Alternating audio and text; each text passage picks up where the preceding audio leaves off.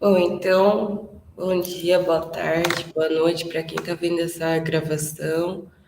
Bom dia, Tiziane, acabou de chegar. Espero que vocês estejam bem.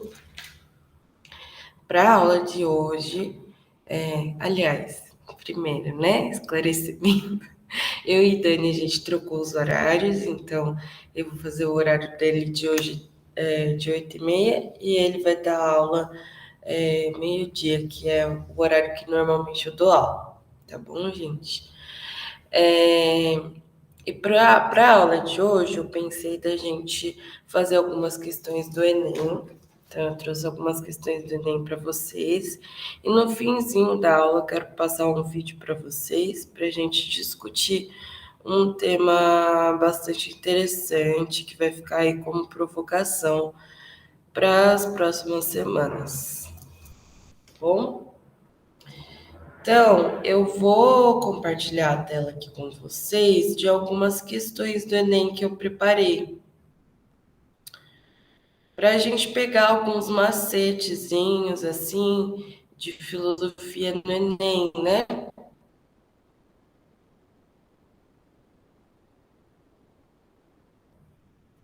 São questões que, inclusive, estavam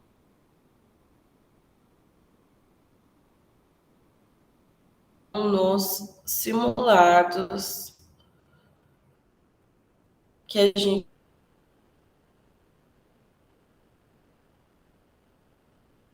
gente preparou para vocês durante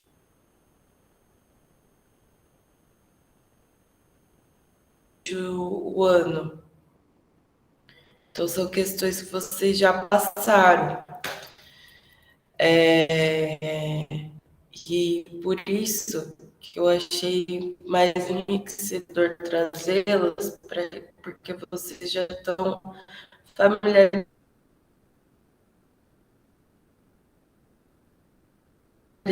e daí vocês conseguem ter uma ideia daquilo que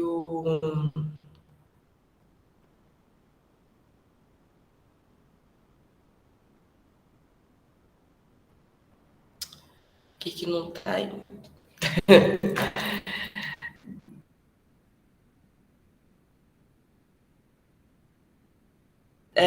De como solucionar esses exercícios, mesmo por vezes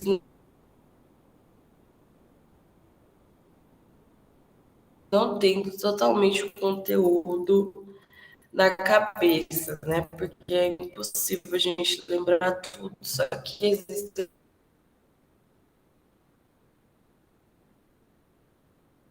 alguns macetezinhos do Enem específicos, assim,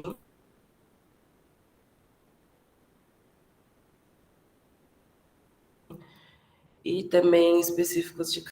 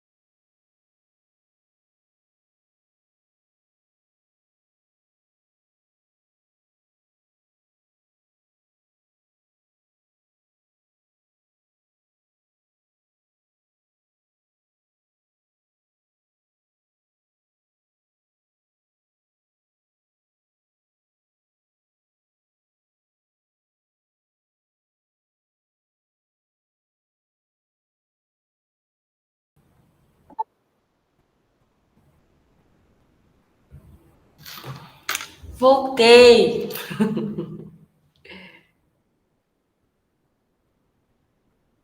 Não, agora vai. Agora eu tô sentindo que vai dar certo agora. Será que foi? Aí, ó! Conseguimos!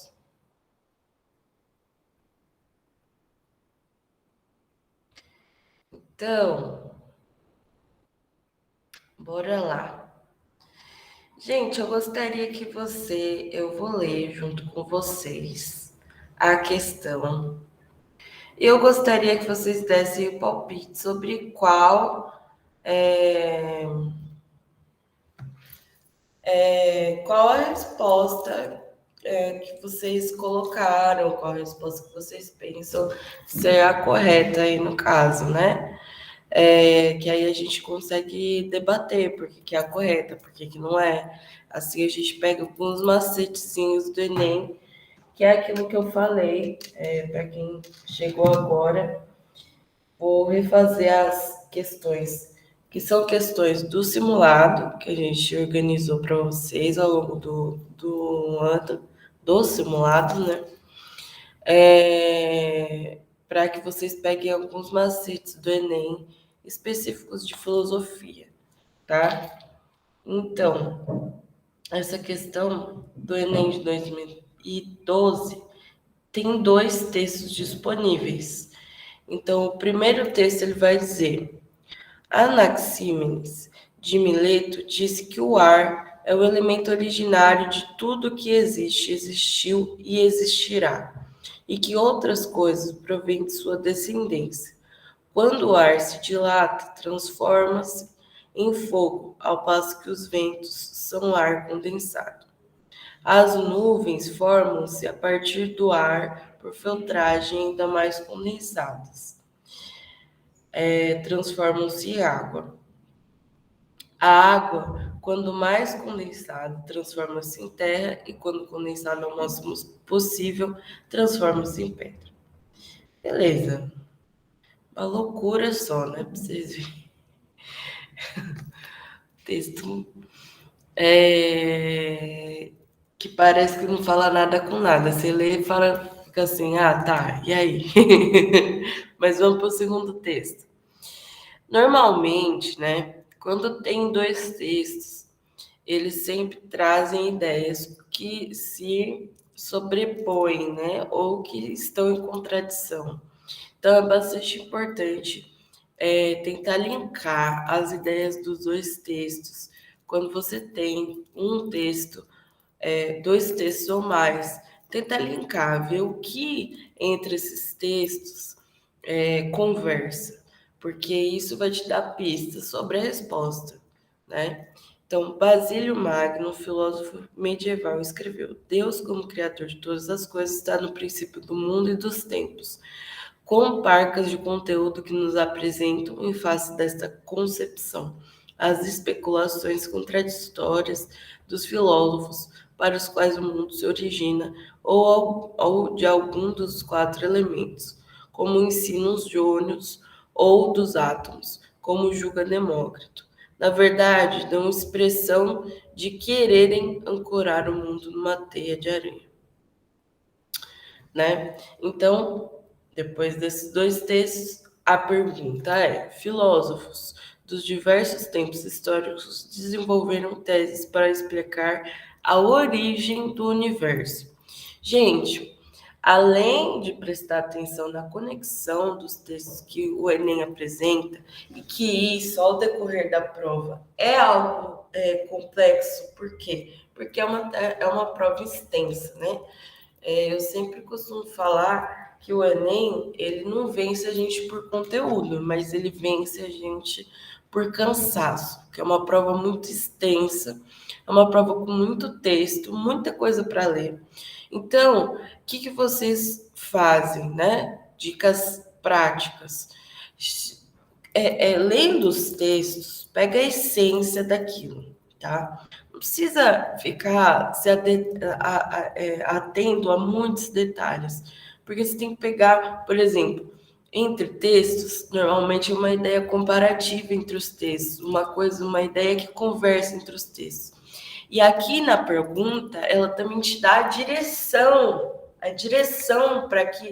para onde o seu pensamento, né, deve ir. Então aqui tem que ficar bem atento à pergunta. Porque, por vezes, também, esses textos, por conta do cansaço, e por conta de que o primeiro texto, né, eu até brinquei, eu falei, tá, não foi nada com nada. Aí você lê esse texto e você fica assim, tá, o que essa questão tá querendo de mim? Então, firma na pergunta. Firma na pergunta e entende bem o que essa pergunta tá querendo te dizer. Eu diria até que você pode dar uma lida bem rápida nos textos, focar bastante na pergunta e talvez, se precisar, você volta no texto. Se for uma questão mais assim, complicada, você ficou ali um pouco confuso, você vai na pergunta, lê bem a pergunta e volta nos textos. Tá, gente? Então, para explicar o que é a origem do universo, a partir de uma explicação racional.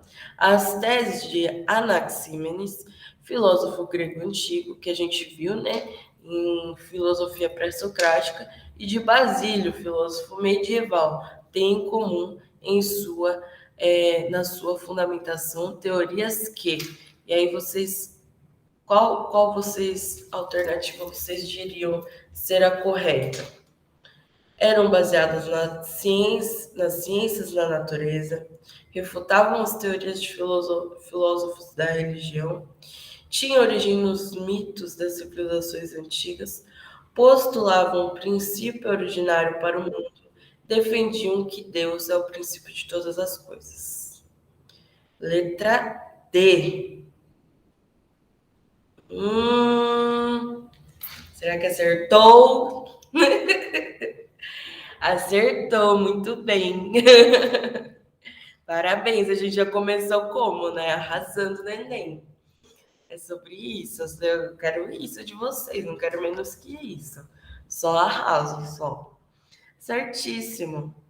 Você conseguiria justificar a sua resposta? Espero que vai acertar sim. Gente, vai acertar. Nos 2 dias do Enem, eu vou estar aqui, ó, assim, ó, mentalizando para vocês. Assim, elas vão conseguir. Eles vão conseguir. Você consegue me dizer por que você colocaria D? Se não conseguir justificar também, tudo bem. Mas seria interessante você justificar.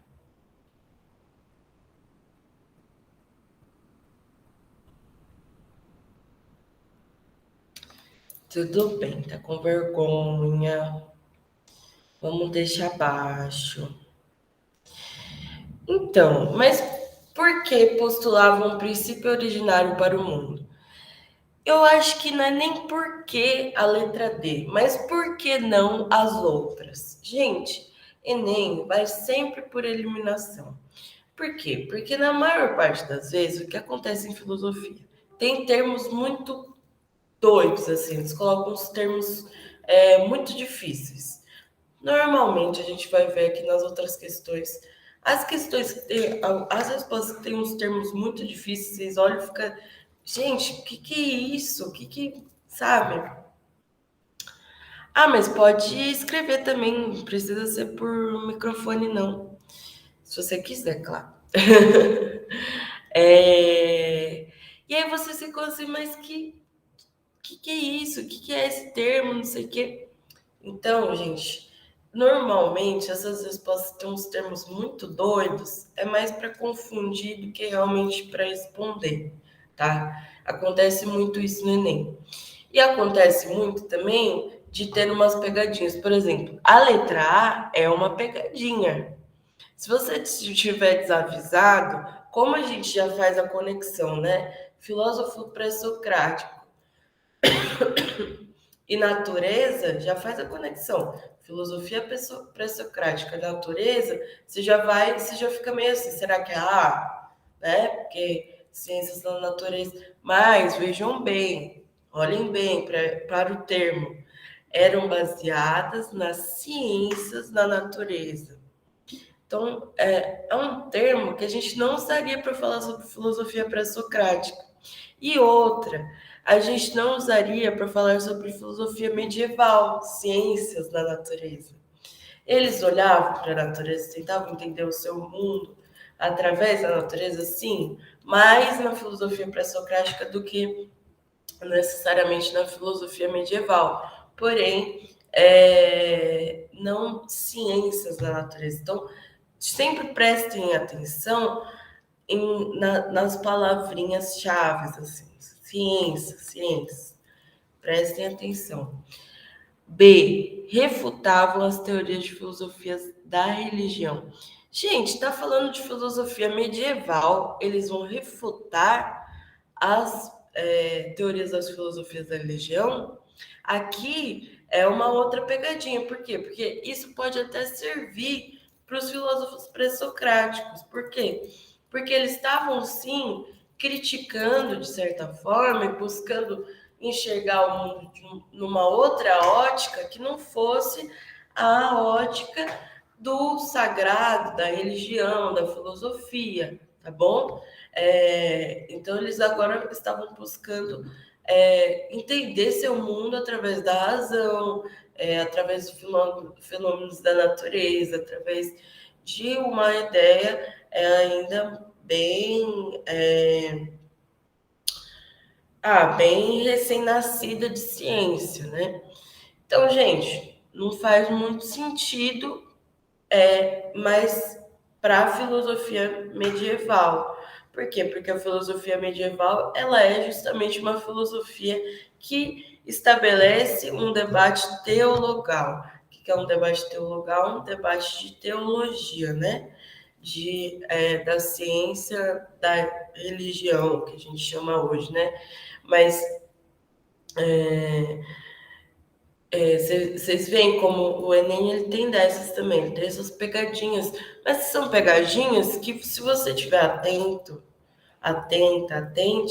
você não cai, porque você vai olhar e você vai falar assim, mas filosofia medieval vai refutar a filosofia da religião? Não. Então, assim, tinha origem nos mitos das civilizações antigas. Gente, a gente está falando aqui de novo, medieval e de antiga, tá? Então, duas coisas. Elas têm origens parecidas, sim, mas essa resposta não se encaixa bem para o foco da questão. Então, tem outra coisa também. Entender a pergunta, entender os textos, né? É entender qual é o foco da pergunta, qual é o cerne da pergunta, porque aí você consegue responder bem. A D, postulava um princípio originário para o mundo. O que eles estão tentando entender? Como é que surgiu esse mundo? Como é que esse mundo funciona? Né? Na filosofia pré-socrática, a partir da natureza. Na filosofia medieval, já a partir de um conceito de natureza, mas mais ligado a Deus, Deus único, Deus católico. Mas, no fim, eles querem entender o quê? O princípio originário para o mundo. E é isso que os textos deixam bem claros também. Quando eles estão fazendo aquelas perguntas, então, primeiro, perguntas de Anaxímenes, sobre o ar, o entendimento do ar, o entendimento dos quatro elementos, e o basílio, o entendimento de Deus como Criador, são formas diferentes de se entender esse princípio originário da vida. E a última, defendiam que Deus é o princípio de todas as coisas. Aí também não dá para ser essa, né? Porque se a gente está falando de filosofia medieval, de filosofia pré-socrática, a filosofia pré-socrática nem nem assim entendia muito bem esse conceito de um Deus único. Por quê? Porque a filosofia grega, a cultura grega era majoritariamente politeísta, de vários deuses. Então, esse conceito de Deus único não faz sentido, né? Então, se atentem não só à filosofia, mas também ao contexto histórico, né? Ter essas divisões claras na cabeça ajuda bastante. Vamos para a segunda, então. A primeira a gente já resolveu, a gente já acertou. Vamos para a segunda, de 2017. Uma conversação de tal natureza transforma o ouvinte. Contato de Sócrates paralisa e embaraça. Leva a refletir sobre si mesmo, a imprimir a atenção uma direção incomum. Os temperamentais, como Alcebiades, sabem que encontrarão junto dele todo o bem que são capazes, mas fogem porque receiam essa influência poderosa que os levam a se censurarem. Sobretudo a esses jovens, muito quase crianças, que ele tenta imprimir sua orientação. Então, tem aqui a perguntinha, depois do texto.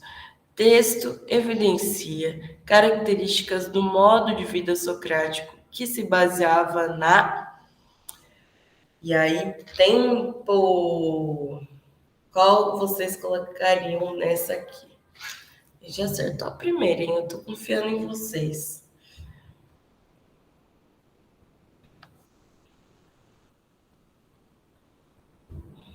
Essa aqui eu acho que tá um pouquinho mais difícil que a primeira.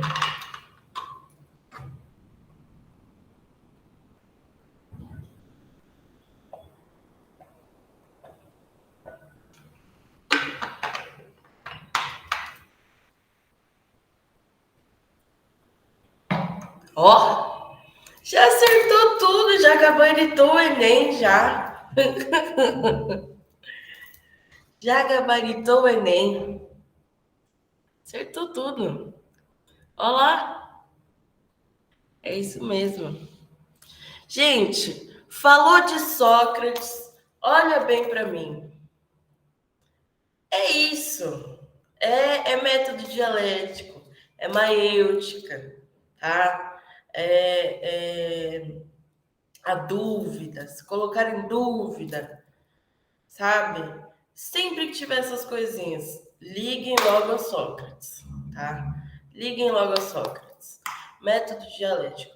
E por que método dialético? Porque aqui o texto, ele estava falando sobre justamente essa questão de você colocar o ouvinte, né?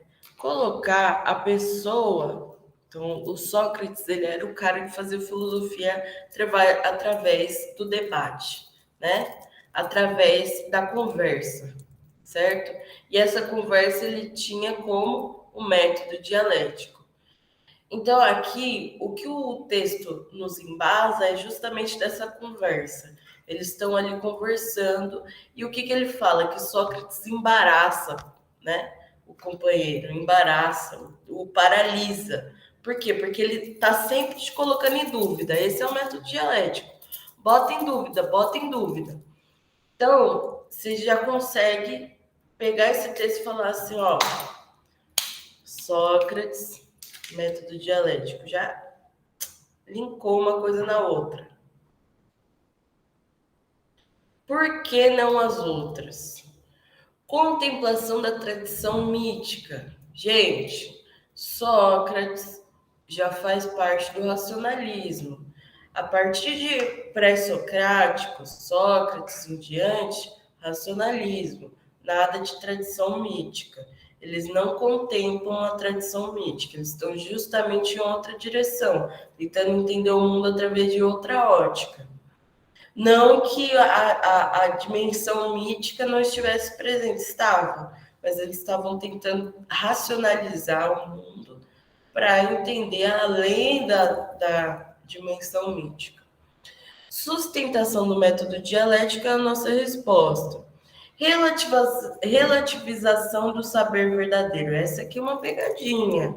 Essa aqui é uma pegadinha. Porque você já pensa Sócrates, pensa dúvida. Relativização do saber verdadeiro dá para ser. Porém, gente, não é um termo tão utilizado por Sócrates. Tem isso também. Às vezes tem termos que, por exemplo, essa relativização, ela não é necessariamente errada, não é uma resposta necessariamente errada, porém não condiz tanto com a filosofia socrática. Essa relativização do saber verdadeiro eu já diria mais sobre os sofistas. Os sofistas relativizavam o saber, o que é a verdade, né? O Sócrates já não, o Sócrates ele ia contra os sofistas. Ele já procurava duvidar, só que entendia que essa dúvida ela chegava em algum lugar. Que lugar é esse? É um saber. Não necessariamente uma verdade, mas é um saber, né? E a valorização da argumentação retórica. Aí também é uma pegadinha de novo desse embate entre Sócrates e sofistas. Porque os sofistas, eles valorizavam a argumentação retórica. A argumentação retórica é a argumentação que você fala. Por quê? Porque os sofistas eram os que ensinavam, né? É a argumentação retórica. Por exemplo, que às vezes a gente, como professor, acaba por fazer, né? Ficar aqui argumentando, né? Isso é uma argumentação retórica. Aí não condiz com Sócrates também, porque Sócrates é o debate, né? É o diálogo, é aquilo que o texto está evidenciando, o diálogo. Investigação dos fundamentos da natureza. Gente, já é Sócrates, não é mais pré-socrático. Aqui não cabe, certo? Então, sustentação do método dialético. Facinho, vocês já acertaram, entendeu? Já é 10. Vamos para a terceira, então. Enem 2017. Essa aqui tem um textão. Textão, vamos de textão. Se, pois, para as coisas que fazemos existe um fim que desejamos por ele mesmo, e tudo mais é desejado no interesse desse fim, evidentemente tal fim será o bem, ou antes o sumo bem. Mas não terá o conhecimento grande influência sobre essa vida? Se assim esforcemo-nos por determinar, ainda que em linhas gerais, apenas o que seja ele e de qual das ciências ou faculdades constitui o objeto. Ninguém duvidará de que o seu estudo pertença à arte mais prestigiosa e que mais verdadeiramente se pode chamar a arte mestra. Ora, a política mostra ser dessa natureza, pois é ela que determina quais as ciências que devem ser estudadas no Estado. Quais são as que cada cidadão deve aprender? E até que ponto? E vemos que até as faculdades, tidas em maior apreço como a estratégia, a economia, a retórica, estão sujeitas a ela. Ora, como a política utiliza as demais ciências e, por outro lado, legisla sobre o que devemos e o que não devemos fazer.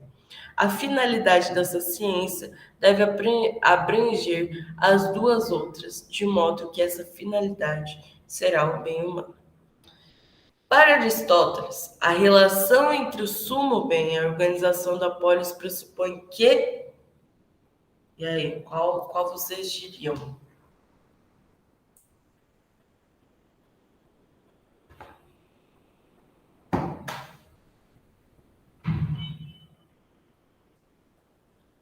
Um textinho grande, né? Vamos dar uma pensada.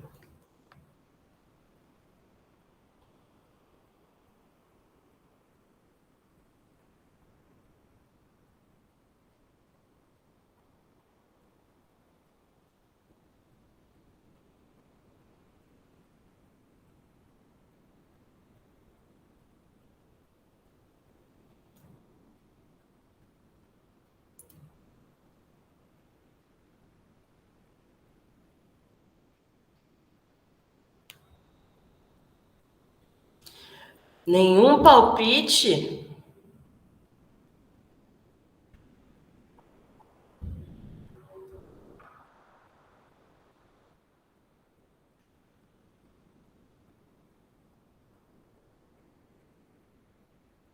Não temos nenhum palpite. Ah, já acertou. Não, gabaritou, né, gente? Gabaritou. Já acertou já. Mais uma vez, nenhuma surpresa, só acertos. Sabe, meus alunos são muito demais. A política é a ciência que precede. O homem é um animal político, exatamente. Que precede todas as demais na organização da cidade. Exatamente. Gente, viu Aristóteles? Lembrou política, tá? Ele é um cara que vai mesmo debater bastante política. Platão, que Aristóteles é um discípulo de Platão. Platão também foi um cara que debateu muito política. Porém, as ideias políticas de Aristóteles, elas acabaram por se sobressair mais, porque ele se deteve mais a pensar, né, o homem como um ser político, e como essa política ela precede tudo e organiza a sociedade, né? Ele tinha essa ideia de que a política ela é anterior a tudo. Ele está pensando aqui a como essas cidades-estados, que eram de indivíduos nômades, e elas começam a ser, então, fixas e começam a se organizar, crescer, né? A partir do crescimento numa sociedade, você precisa de uma organização. E essa organização se dá por meio da política. Então, ele está pensando aqui como que essa política ela precede tudo isso, porque ela já existia mesmo antes, na ideia de Platão, mesmo antes da organização dessas cidades-estados. Então, o bem dos indivíduos consiste em cada um perseguir seus interesses. A primeira. Letra A. Gente, a gente está falando aqui da teoria de Aristóteles, a teoria do sumo bem, a teoria do bem coletivo. Vai ser perseguir os seus próprios interesses? Não. O sumo bem é dado pela fé de que os deuses são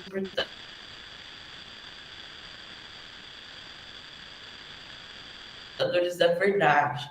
Gente, deuses e Aristóteles não combinam. Tem deuses não é a resposta certa, tá? Ele não tinha muita, ele não pensava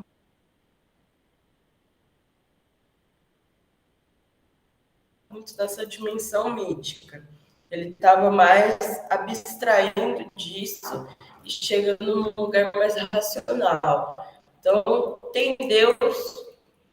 Gente, e além disso, as respostas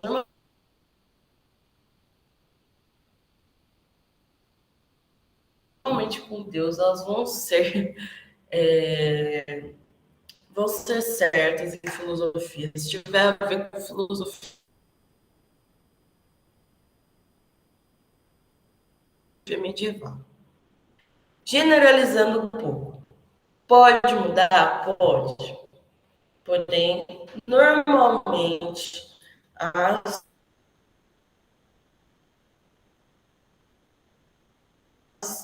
questões, assim, respostas que tiverem lá o nome de Deus, uma coisa mais puxando para a filosofia da religião, se já ligam com a filosofia medieval. Letra D. A educação visa formar a consciência de cada pessoa para agir corretamente. Esse aqui, vocês veem essa questão da educação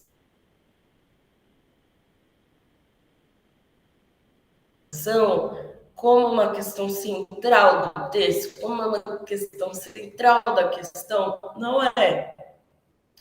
Então, é aquilo que a gente falou também, prestar atenção na pergunta, prestar atenção no texto.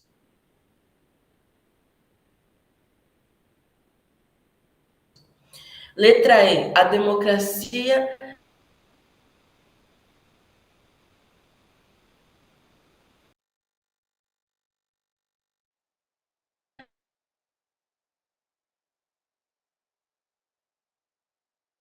protege atividades políticas necessárias para o comum.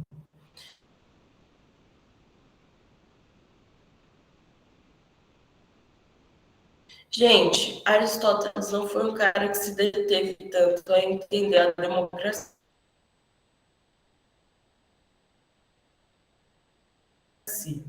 Então, falando em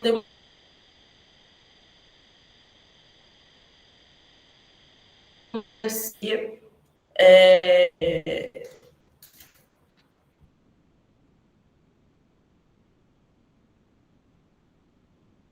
não liga tanto ao nominho de Aristóteles, porque o cara ele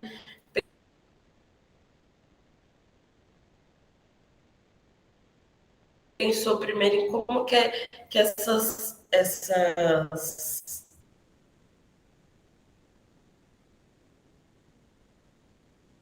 como que o homem é um ser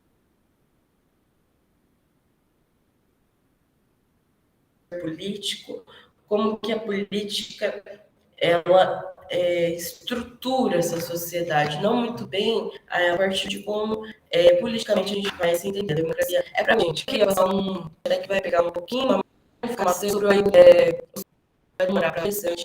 São ordinários, tipo o Krenak não está, mas do povoado Krenak. Esse é o site que eu estou falando para vocês. Então, eu deixo aqui como indicação também. Além disso, tem o IPIB, tem páginas no Instagram para vocês acompanharem a arte indígena, para vocês acompanharem as questões indígenas, inclusive entenderem um pouco da concepção filosófica, da concepção cosmogônica, né? Dos povos indígenas sobre a vida, nessa concepção para eles que, na verdade, falar sobre uma filosofia indígena não traduz muito o pensamento deles, o pensamento dos povos originários, que, por sinal, são bem diversificados entre os diferentes povos originários que temos aqui no Brasil e na América do Sul e em outras regiões do mundo, tá? São culturas muito ricas, muito diversas, mas que, em geral, conversam em alguns aspectos, né? E o Ailton Krenak, ele é um grande nome, ele se destacou desde lá dos anos 80, nesse fatídico dia que, se vocês nunca viram o vídeo, vejam, é o vídeo dele no Congresso Nacional, ele foi fazer um discurso, e aí ele foi totalmente descaracterizado daquilo que a gente vê como indígena, né, que a gente colocou no imaginário como se fosse um indígena, né, sempre com o cocar, sem roupa, etc. Ele foi todo de terno e ele levou uma tinta indígena, né? E começou a discursar e pintar todo o rosto de preto. E, gente, isso na época chocou, trouxe assim uma visibilidade imensa para os indígenas, então até hoje ele é muito respeitado como uma liderança indígena, uma liderança do movimento indígena. Além disso, ele é um intelectual maravilhoso, ele tem obras que são maravilhosas, se vocês quiserem ler, ele tem 3 livros. E tem muito conteúdo na internet do Ailton Krenak, muito conteúdo. Ele é um cara bastante acessível, ele fala muito bem. Então, por isso que eu queria trazer essa figura aqui para vocês. Não sei se vocês já conhecem ou não, mas é uma figura dessa filosofia indígena, né? Bastante importante aqui para o Brasil. E tem esse videozinho que eu vou passar pelo menos uma parte dele e daí a gente para não atrapalhar a próxima aula do professor ou da professora, não sei se é professor ou professora. Então, vou colocar aqui para vocês.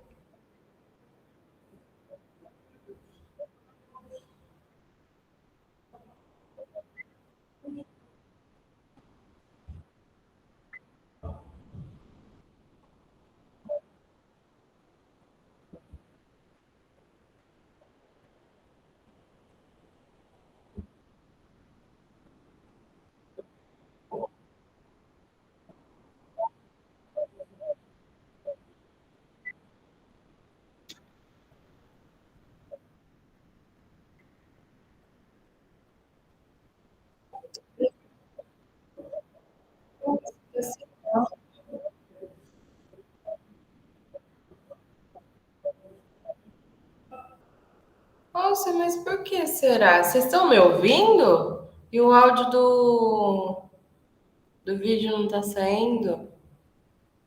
Ai, que tristeza. Ah, vocês estão me ouvindo? Só o áudio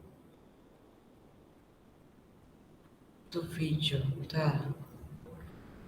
Vou tentar colocar de novo e vocês me falam. Às vezes agora dá certo.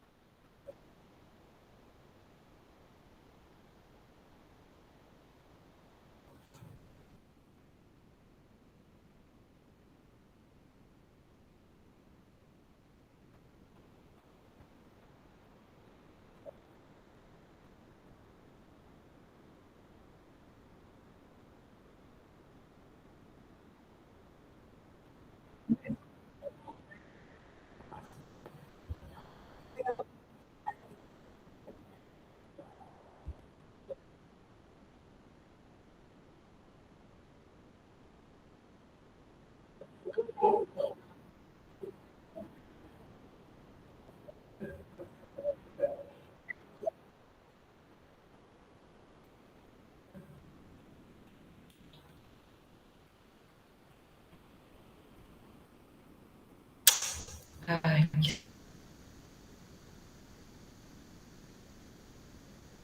que saco.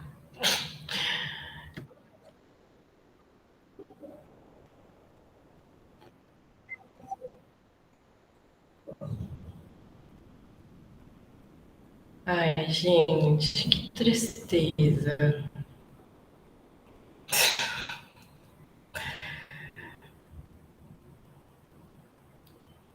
Sério.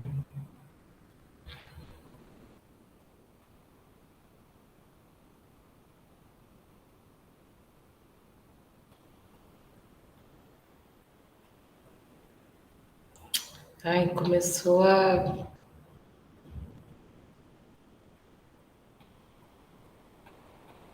travar tudo. Tô travando tudo. Para o compartilhamento de tela.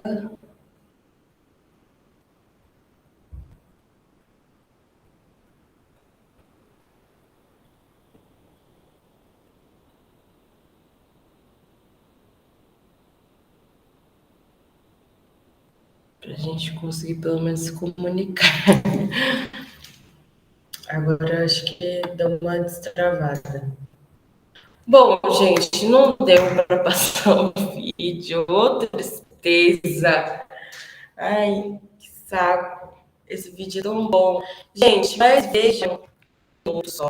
Culpa indígena e pesquisa. Tá importante. Pelo menos o objetivo não é para você.